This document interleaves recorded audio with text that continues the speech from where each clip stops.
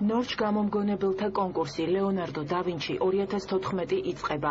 Ამ თემაზე განათლებისა და მეცნიერების სამინისტროში პრესკონფერენცია გაიმართა. პროექტში მონაწილეობა საქართველოს მასშტაბით საჯარო და კერძო სკოლების მოსწავლეებს შეეძლებათ.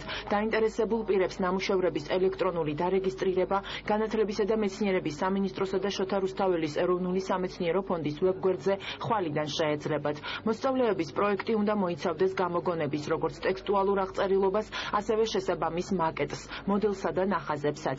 ელექტრონული რეგისტრაცია 3 ნოემბერს, ხოლო ნამუშევრების ფონდში წარდგენა 13 ნოემბერს დასრულდება.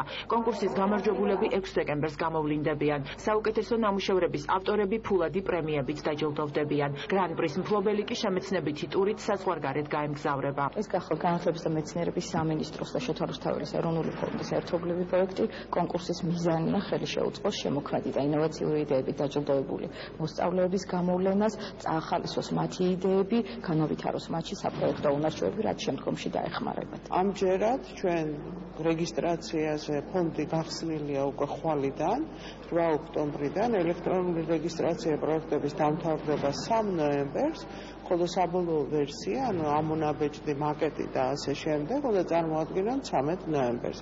გამარჯვებული გამოვლინდება 6 დეკემბერს. თვლით, რომ ხუთწლიანმა გამოცდილებამ აჩვენა რა იყო ძლიერი და სუსტი მხარეები ამ პროექტის და შესაბამისად შევეცდებით გავაძლიეროთ ის, რაც კარგი იყო და გადავიდეთ იმაზე, რომ არა მარტო გამომგონებლები, არამედ საერთოდ კვლევასთან მიმართებაში ნიჭიერი ბავშვები წავახალისოთ.